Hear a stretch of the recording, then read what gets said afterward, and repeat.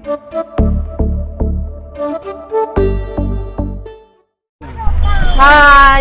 Good morning. সবাই কেমন আছো? ভালো আছো? আই হোপ সবাই খুব ভালো আছো, সেফ আছো। সো আজকে সানডে, এখন বাজে সকাল 11:30।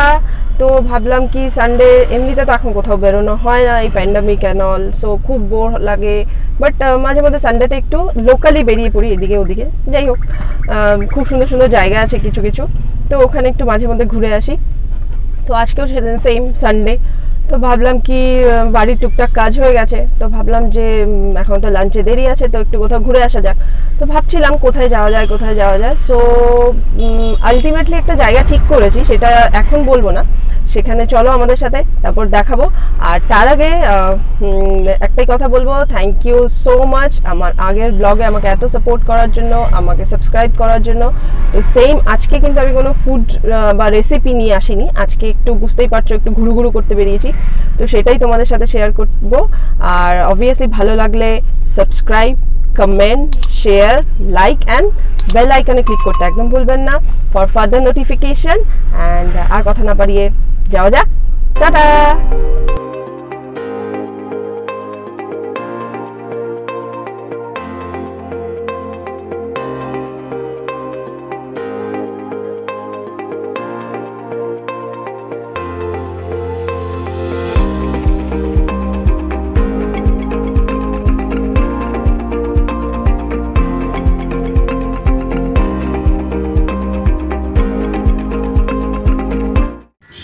চলে এসেছি যেখানে আমরা বলছিলাম আজকে সানডে একটু ঘুরু করতে। তাহলে আপনাদেরকে এবার আমি বলি আমরা কোথায় এসেছি। আমরা এসেছি, দেখতে পাচ্ছেন, এটা হচ্ছে ভবানী পাঠকের কালীবাড়ি। এবার ভবানী পাঠকের কালীবাড়ি কি সেটা আপনাদের অনেকেই হয়তো জানেন, অনেকে জানেন না। ভবানী পাঠক এই মন্দিরের প্রতিষ্ঠাতা। আপনারা নিশ্চয়ই দেবী চৌধুরানীর নাম শুনেছেন। দেবী চৌধুরানী যার কাছে প্রশিক্ষণ প্রাপ্ত, উনি হচ্ছেন ভবানী পাঠক। ভবানী পাঠক সম্বন্ধে আরও ডিটেলসে আপনাদেরকে বলবো, সেটা মন্দিরটা দেখতে দেখতে আপনাদের সাথে কথা বলছি। চলুন ভেতরে চলে যাওয়া যাক।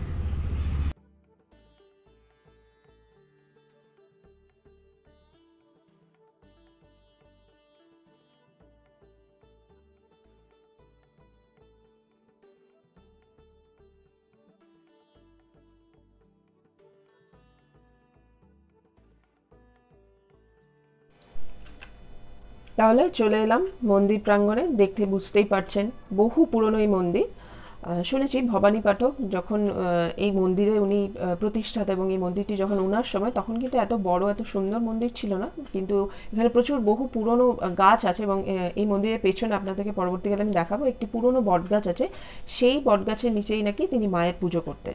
কিন্তু পরবর্তীকালে কোনো এক ব্যক্তি, একজন সদয় ব্যক্তি স্বপ্নাদেশ পেয়ে এই মন্দিরটি পুনর্নির্মাণ করেন। তো আসুন দেখি মন্দিরটি। দেখতেই পাচ্ছেন ভীষণ সুন্দর শান্ত পরিবেশ, খুব ভালো লাগবে আসলে, এবং যারা এসেছেন তারা নিশ্চয়ই জানেন। এবং এটি দুর্গাপুরের খুব জাগ্রত একটি মন্দির, অবশ্যই মায়ের মন্দির।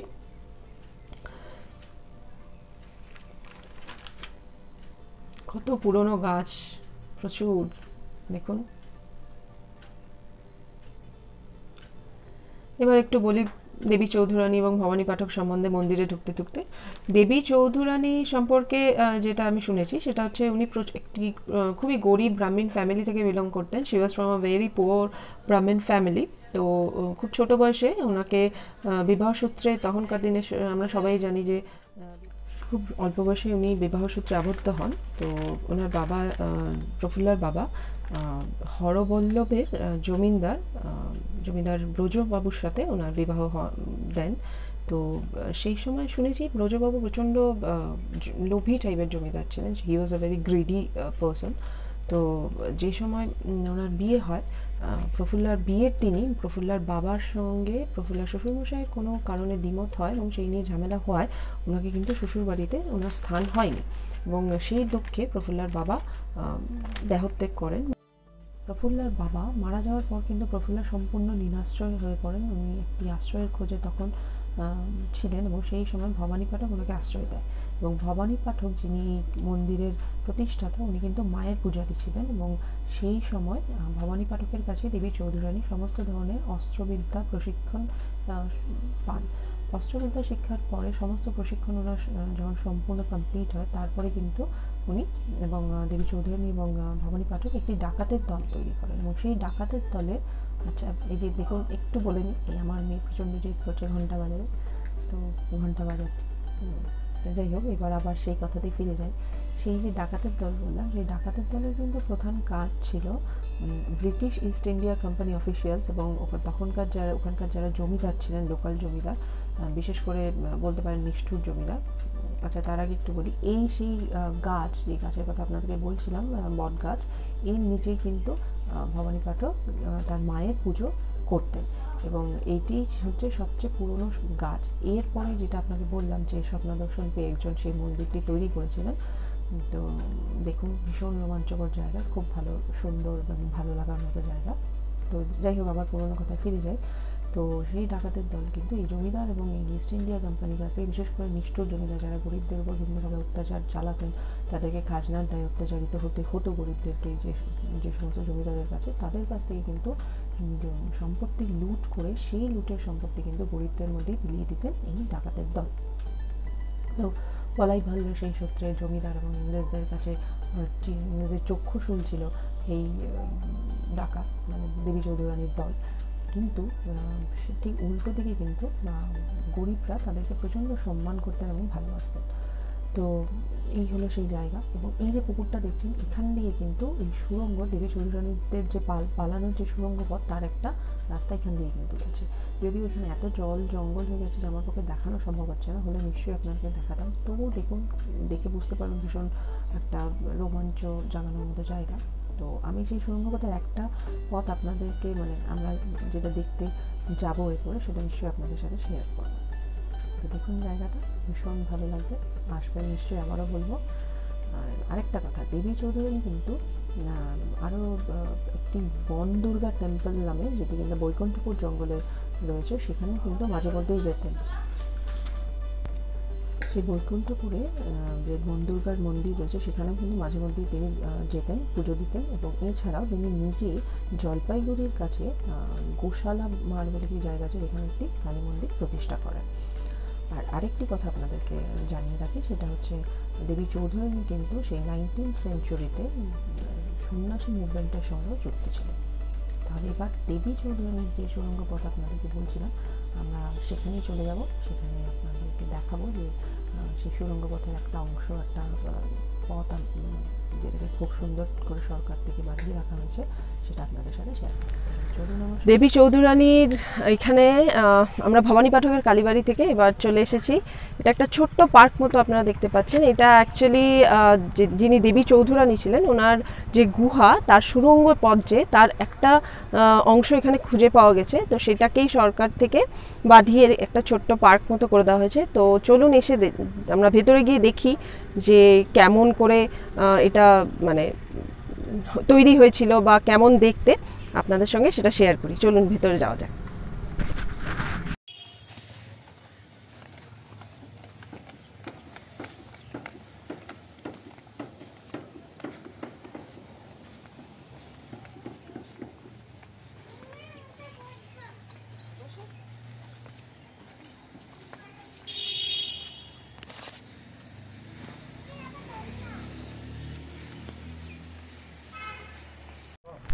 যেমন আপনাদের বলেছিলাম যে জায়গাটা খুব সুন্দর, ভীষণ ভালো লাগে, বাচ্চাদেরও ভীষণ ভালো লাগে। আসলে এটা যেহেতু আমি যতটুকু শুনেছি, আই এম নট শিওর, এখানকার লোকালিটির থেকে আমার শোনা এটা, যে কেউ এই প্লটটা কিনেছিলেন এবং যখন উনি নিজের এই প্লটে কিছু তৈরি করার কথা ভাবছিলেন, সেই সময় এটা আবিষ্কার হয়, এই সুড়ঙ্গ পথটা দেবী চৌধুরানী। তো সেই জন্য সরকার থেকে তারপর এটাকে আর এখানে অন্য কিছু মানে বিল্ডিং তৈরি করতে দেওয়া হয়নি, এবং সেটাকেই সুন্দর করে বাঁধিয়ে এরকম বাচ্চাদের একটা ছোট্ট পার্কের মতো করে দেওয়া হচ্ছে, যেখানে বাচ্চারাও একটু বেশি আনন্দ পায়। দেখতেই পাচ্ছেন আমার মেয়েও ঘুরে বেড়াচ্ছে খুব সুন্দর করে। তো আমরা মাঝে মাঝে সানডে এখানে আসি, তো আজকে ভাবলাম যে আপনাদের সঙ্গে জায়গাটা শেয়ার করি। আই হোপ আপনারা যারা এখানকার, আপনারাও এখানে আসবেন, আপনাদেরও ভালো লাগবে। আর অবভিয়াসলি যেহেতু এটি একটি হিস্টোরিক বা বলতে পারেন কেউ কেউ বলে দেবী চৌধুরানী এক্সিস্ট করতেন, আবার কোথাও কোথাও লিখিত আছে যে এটি বঙ্কিমচন্দ্রের একটি কাল্পনিক চরিত্র, inspired by some other character actually. তো সেটা নিয়ে আমি আপনাদের সাথে পরে ডিসকাস করব, বা আমার ডেসক্রিপশন বক্সেও কিছুটা আপনারা পেয়ে যাবেন সেটার ব্যাপারে তথ্য। তো নিশ্চয়ই এবার আপনারা বুঝতেই পারছেন জায়গাটা কত সুন্দর। তো পুরো ভিডিওটা দেখুন, ভালো লাগবে আশা করি, এবং পারলে আসবেন এখানে। And it's really a very beautiful place to spend few times or few hours with your family, with your child. So আর কিছু কি বলবো, আমি একটু এনজয় করি এখন জায়গাটা, পরে আবার আসছি আপনাদের সাথে বকবক করতে। এই হচ্ছে সেই সুড়ঙ্গ পথ, যেই সুড়ঙ্গ পথের কথা এতক্ষণ ধরে আমরা বলছিলাম, দেবী চৌধুরানীর সুড়ঙ্গ পথের এই হচ্ছে প্রবেশদ্বার। এখান দিয়েই শুনেছি ওনারা পালানোর জন্য এই পথটাই ব্যবহৃত হতো। এটা প্রবেশদ্বার। এরপর আমি আস্তে আস্তে আপনাদেরকে নিয়ে যাব এই প্রবেশদ্বারে, যেখান দিয়ে বেরোনোর রাস্তা সেখানে। ভীষণ গা ছমছমে একটি পরিবেশ, তবে এটাকে এখন যেমন দেখছেন সুন্দর বাঁধিয়ে দেওয়া হয়েছে। দেখুন এই যে এবার আমি যাচ্ছি যেখান দিয়ে প্রবেশ পথের বেরোনোর জায়গাটা, এখান দিয়েই কিন্তু ওনারা বেরোতেন। এই দেখুন প্রবেশদ্বারের পরে এই যে সুড়ঙ্গ পথটা এখান দিয়ে বেরিয়েছে। চারিদিকে জঙ্গল, তবে এখন এখানে এটি দুর্গাপুরের সিটি সেন্টারের কাছে অম্বুজা, এখানে প্রচুর বিল্ডিং তৈরি হয়ে গেছে, হাউজিং কমপ্লেক্স। আগে কিন্তু পুরোটাই জঙ্গল ছিল, তার কিছুটা দেখুন এখনও পেছনে প্রচুর জঙ্গল, গা ছমছমে পরিবেশ একদম। এখান দিয়ে ওনারা পালাতেন। এর যোগসূত্র দামোদর নদীর সাথে রয়েছে এই সুড়ঙ্গ পথে, এবং এখান দিয়ে জল সরবরাহ হতো অতিরিক্ত।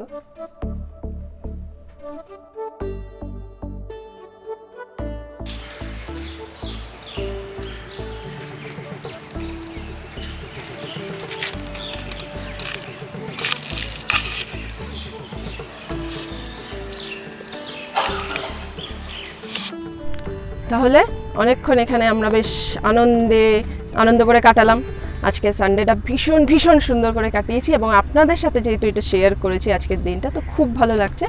এবার বাড়ি যাওয়ার সময় হয়ে গেছে, বাড়ি গিয়ে স্নান করে খেতে হবে, মেয়েকে স্নান করাতে হবে। তো যাওয়ার আগে আপনাদেরকে একটা ইম্পর্ট্যান্ট কথা বলার ছিল আমার, সেটা হচ্ছে আপনারা দেখতে পাচ্ছেন এখানে লেখা আছে, মানে এটা আমি একটু ক্লোজ করে দেখাতে বলবো যে আপনারা একটু দেখুন কি লেখা আছে, তবে আমি একটুখানি বলে দিচ্ছি। এই যে সুড়ঙ্গ পথটি যেটি আবিষ্কৃত হয়েছে সেটি বেসিক্যালি দেবী চৌধুরানীর সময়ের, এবং একটি এখানে যা লেখা আছে সেই অনুযায়ী এটি মুঘল শাসকের শেষ দিকের এটি স্থাপত্য। এবং এখান দিয়ে এই সুড়ঙ্গ পথ দিয়ে জল সরবরাহ বা অতিরিক্ত জল সরবরাহের কাজেও এই সুড়ঙ্গ পথটি ব্যবহার হতো। তাছাড়া একটি ইম্পর্টেন্ট কথা, সেটা হচ্ছে এই সুড়ঙ্গ পথ দিয়ে কিন্তু দেবী চৌধুরানী, যিনি একজন ডাকাত ছিলেন, তার যে দল ছিল তারা বেসিক্যালি ব্রিটিশ সরকারের এগেনস্টে কাজ করতেন। তো সেই দেবী চৌধুরানীর মানে যে ডাকাতের দল, তাদের পলায়নের কাজেও কিন্তু এই সুড়ঙ্গ পথটি ব্যবহৃত হতো। এখানে ডিটেলসে দেওয়া আছে কি কবে এটা উদ্বোধন করা হয়েছে। এটাকে উদ্বোধন করা হয়েছে দেখুন 12ই জুন 2019 এই পার্কটার উদ্বোধন হয়েছে। সঙ্গে অবশ্যই এই সুড়ঙ্গ পথটিকে বাঁধিয়ে দেওয়া হয়েছে। তো আবারও বলছি, আগে যা বলেছিলাম যে আপনারা আসবেন, দেখবেন, আপনাদের খুব ভালো লাগবে। এখনের মতো আজকের মতো এই ব্লগটা এখানেই শেষ করছি। সাবস্ক্রাইব করতে অবশ্যই ভুলবেন না। টাটা।